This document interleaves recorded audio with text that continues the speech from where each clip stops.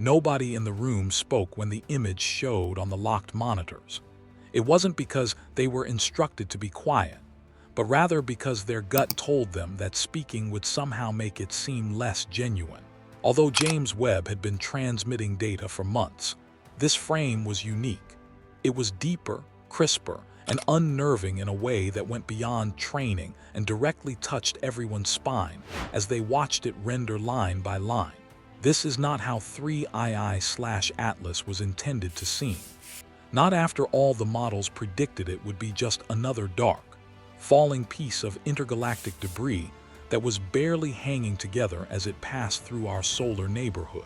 Rather than passively absorbing photons, the image depicted something that reflected light intentionally rather than randomly, as if its surface was reacting to the telescope. The thing appeared to be a shadowy, elongated figure at first view.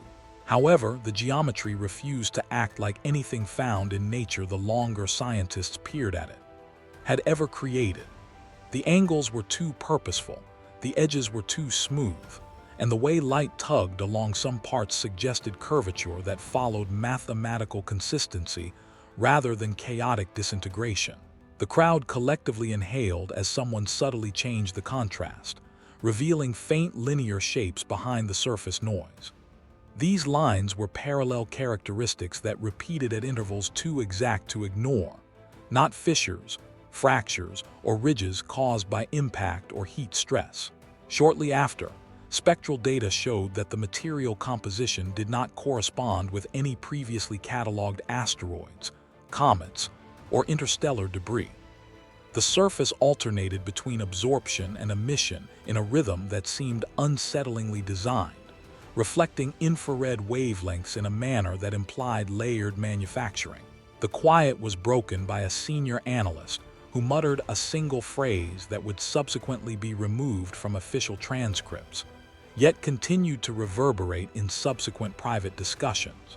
Despite gravitational forces that should have caused it to become unstable long ago, the object was rotating without wobbling. Rotation models were repeatedly conducted, and the results consistently showed that the mass distribution was remarkably precisely balanced. A little asymmetry emerged as the image intensified more, a part that curled inward to create a recess that caught starlight differently than the rest of the structure. The image's main focus was that recess, which attracted attention by absorbing light as if it were intended to hide depth rather than by glowing. Theories immediately started to clash. While some silently gave up the solace of coincidence, others clung to strange natural theories using unidentified physics. Humanity had seen such intergalactic visitors before, but this one was the first that seemed to have been created intentionally rather than by chance. Internal channels were swamped with comparisons to Oumuamua, but even those well-known abnormalities suddenly seemed primitive in contrast, like staring at a shadow in daylight versus speculating about shapes in fog. Enhancement algorithms produced faint repeating segments that were almost equal in size, curvature, and spacing along the length of the item. Structural replication at this scale across interstellar distances could not be replicated by any known natural process without deterioration. And yet, here it was, perfect and undamaged. As the ramifications of what he was witnessing sank into his bones, one engineer silently turned off his microphone and noticed that his hands were trembling. The picture was cross-checked, time-stamped, and verified once more. However, the unease that was permeating the room only got worse with each confirmation. Under the pretense of calibration tests, independent observatories were notified within hours, and their data returned results that were too close to dismiss. There was no notification made to the public. Instead, access rights were tightened, and there was an unexpected spike in private meetings that continued late into the night. Updated mass estimations were used to reconstruct the object's trajectory, and the findings revealed an unsettlingly precise course that touched the outer solar system. It was not going toward Earth, but it was close enough to be intentional, traveling through areas with plenty of opportunities for observation.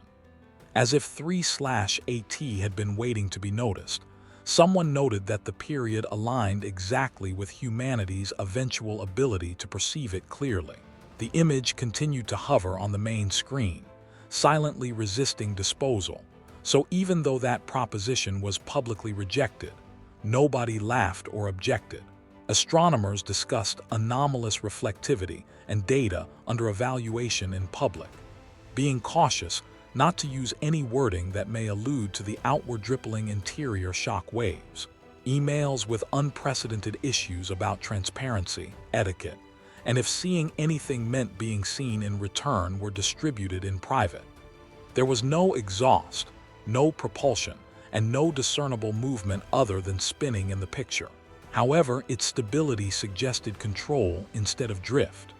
One expert likened the shape of the device to a relic rather than a vehicle, something designed to last rather than go quickly. The crowd was more uneasy about that thought than the other, since it implied an unfathomable period that had endured the rise and collapse of civilizations in other places. Subtle differences in reflectance indicated parts made of various materials layered purposefully rather than randomly when more frames were piled together. Instead of shimmering like ice or crumbling like rock, the thing contained light with a quiet firmness that seemed patient, nearly vigilant. There were no emissions, no signs, and no clear communication, yet the quiet itself took on a life of its own. For the first time since the telescope's launch, there was a silent question about whether humanity had just passed an unseen barrier from which it would never be able to return. Even yet, the image leaked enough to spark conjecture among individuals who were trained to recognize patterns where others saw noise, even if it was not in full quality. Officials regarded the lit-up forums as excessive. However, the conversations eerily reflected internal arguments. Every effort to dismiss the object as coincidental required more presumptions than acknowledging that something strange had come into our line of sight. Days later, other pictures verified the initial results, excluding any possibility of inaccuracy or misalignment. The structure continued to be steady, unchanging, and utterly unaffected by human attention. Some claimed it was remnants of an ancient society, as if it had been long before observation mattered. Others suggested that natural megastructures developed under unidentified cosmic circumstances. However, none of the explanations adequately addressed the silent precision, frozen and unblinking, that was caught in that initial image. There were no collision scars on the object's surface. There was no sign of a violent past, suggesting an unlikely travel across interstellar space. The lack of damage became as loud as any signal, prompting inquiries about path choice, shielding, or unknowable environs. Humanity had spent centuries searching the skies, never thinking about what it would be like to finally find something that did not feel accidental, said one expert. The image was examined from both a scientific and philosophical perspective, changing humanity's role from observer to participant. If 3/ was constructed, someone or something had once chosen to leave something behind after looking forth, much as humanity does now. Slowly, the realization sank in as a peaceful recalibration of identity rather than a panic. Unaware, Earth kept spinning and the object approached, unaffected by our gaze. James Webb stayed motionless, gazing into the darkness while faithfully recording photons that conveyed a message that no one had anticipated. Answers were not immediately apparent in the first real photograph of the 3/ATS.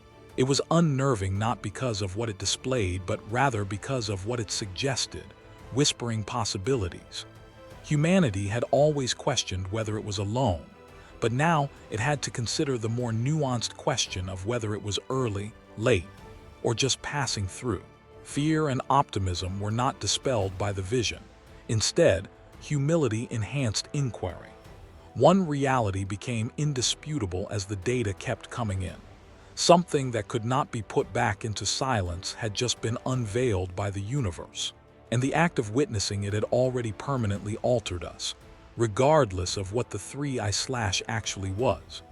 The ensuing hush, which stretched across continents while the data pipelines continued to flow, and mankind unintentionally entered a new chapter of its own tale, was heavier than any alarm.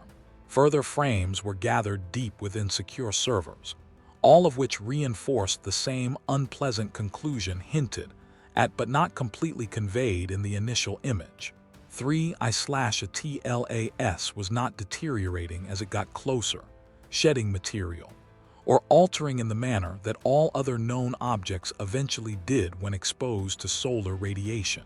Rather, its surface behavior slowly changed, dispersing reflected energy as if to offset the increasing brightness of the surrounding stars. Because passive objects do not adapt, that change alone set off a chain reaction of recalculations. They just survive.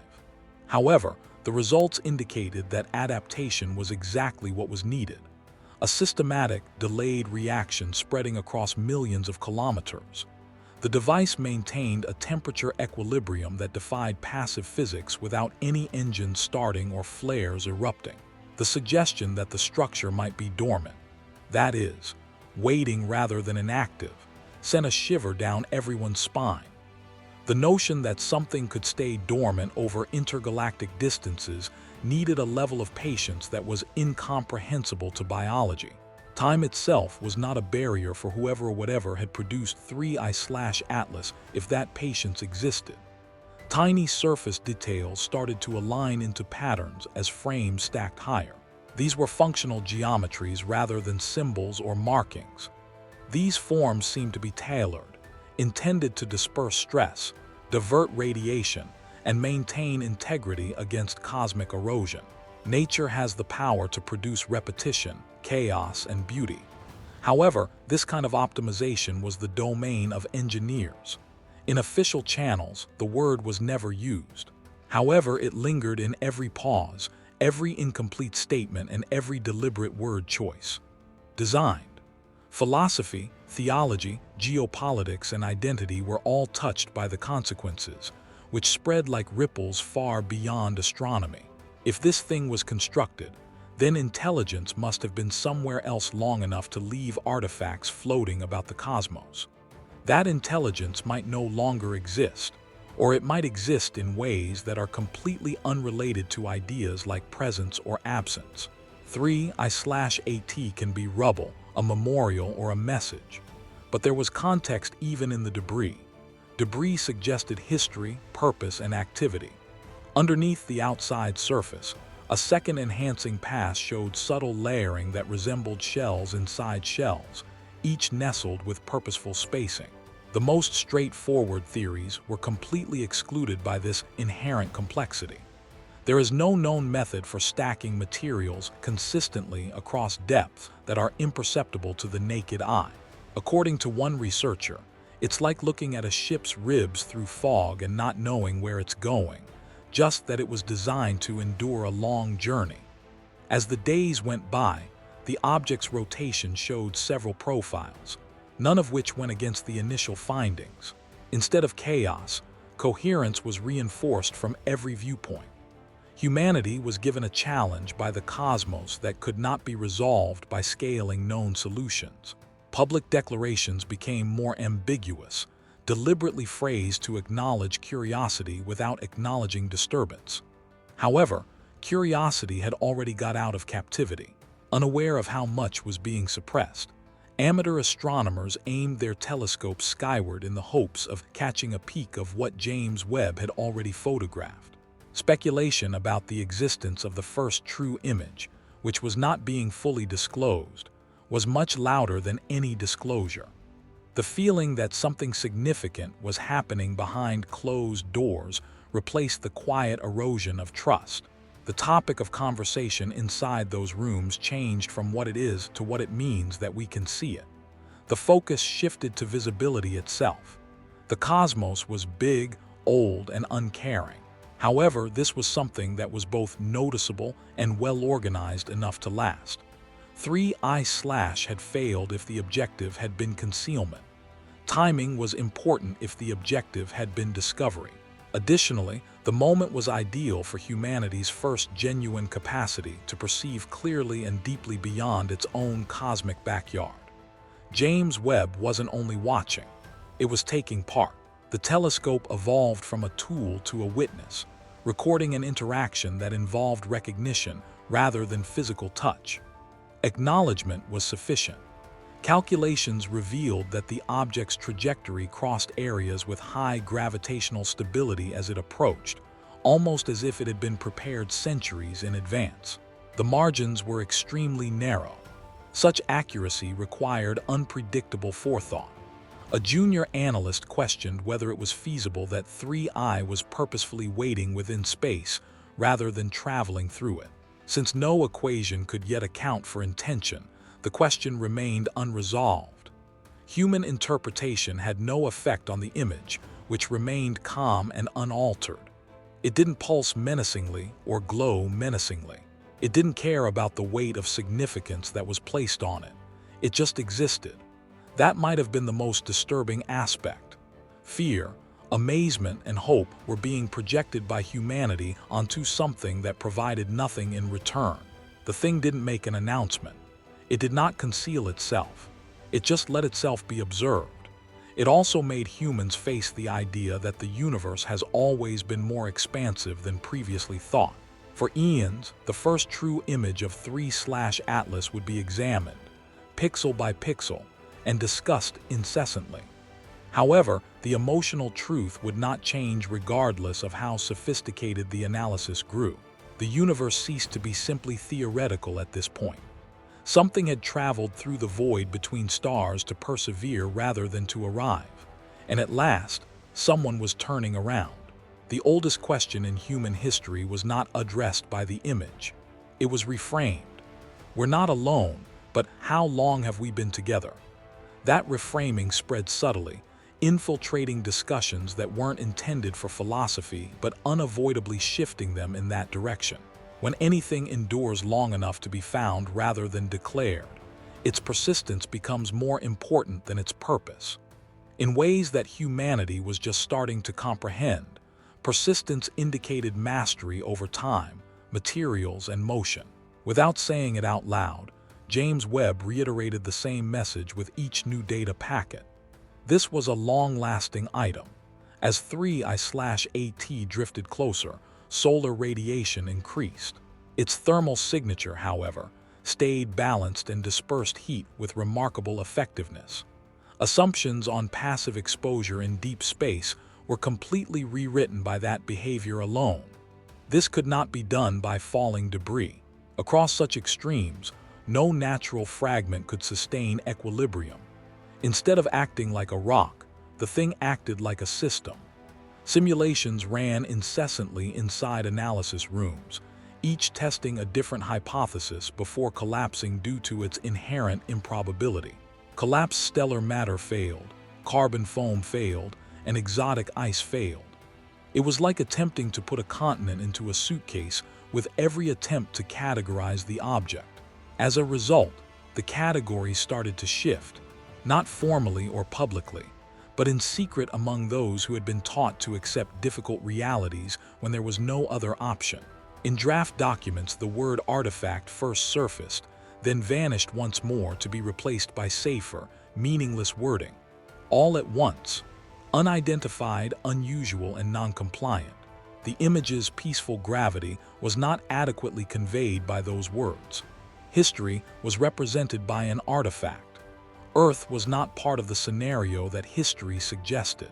Because it deprived humanity of narrative centrality, the concept unnerved even the most logical brains. Humanity had been observing the universe for eons.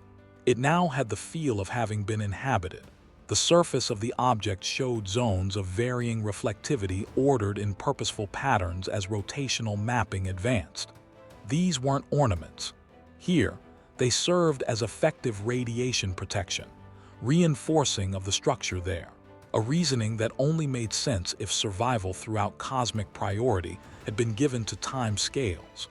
Someone noted that there were no indications that the item had been repaired. That implied that it had either never been damaged or had been built to completely prevent destruction. As the days stretched into weeks, neither choice felt reassuring.